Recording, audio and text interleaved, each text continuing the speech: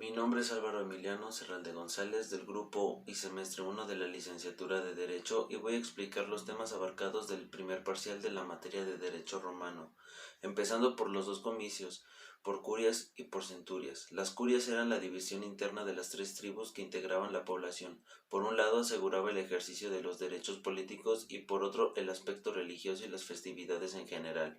Los comicios por centurias se reunían en el Campo Marcio, solo los magistrados que tenían poderes militares podían convocarlos y presidirlos. Pasamos al poder público de cada época. Los reyes romanos durante su periodo monárquico, que tuvo una duración aproximada de 250 años, vivió bajo el gobierno de 7 reyes. El primero, Rómulo, crea el Senado. A su muerte le sucede Numa, quien introduce la práctica religiosa en Roma. Su sucesor, Servio Tulio, realiza una reforma político-administrativa que toma como base el censo económico de la población. Esto trae como consecuencia la creación de los comicios por centurias. Finalmente, Tarquino es un despota que pretende gobernar dictatorialmente y termina siendo destituido y desterrado. Con él concluye la época monárquica. Los comicios eran asambleas en las que se reunían los ciudadanos romanos para votar las leyes, elegir los cargos públicos y decidir la guerra o la paz. Pasamos al siguiente periodo, que es el Senado, y constituía única y exclusivamente un cuerpo consultivo y de apoyo al rey.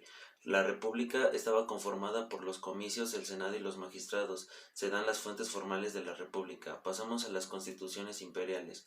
Edicta. Eran mensajes comunicados para el pueblo. Mandata. Eran instrucciones para los funcionarios y gobernadores de provincia. Decreta. Eran decisiones judiciales tomadas por el emperador como magistrado supremo en un juicio. Rescripta. Respuestas del emperador o a un funcionario o a un particular. Pasamos a las 4 épocas romanas. Monarquía.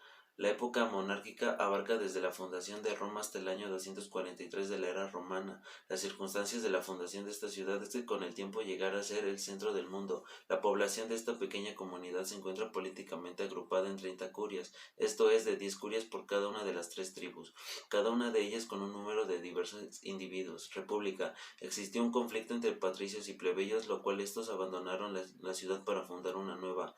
Se dio origen a los plebiscitos, que eran decisiones votadas por la plebe, que en un principio solo afectaban a ellos, pero que también fueron obligatorias para los patricios. También en esta etapa histórica, cuando Roma se convierte en una de las potencias más poderosas del mundo antiguo.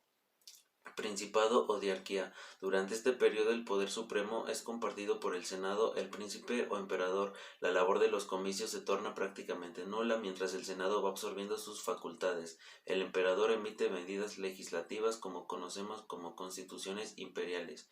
Imperio absoluto o dominatio. En este periodo empieza el imperio absoluto. Los poderes están a cargo por el emperador.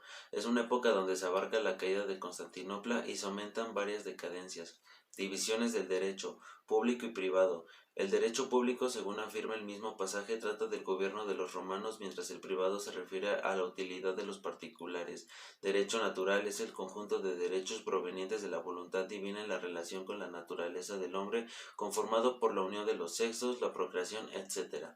Derecho de gentes es el conjunto de reglas aplicables de todos los pueblos sin distinción de nacionalidad. Derecho civil está integrado por todas aquellas reglas de derecho específicas de cada pueblo que imprimen características propias a cada legislación. Derecho escrito y no escrito. El derecho escrito es aquel que tiene el autor cierto y que ha sido promulgado por el órgano correspondiente, y el no escrito se forma mediante el uso, no importa que en un momento dado quede plasmado en un documento.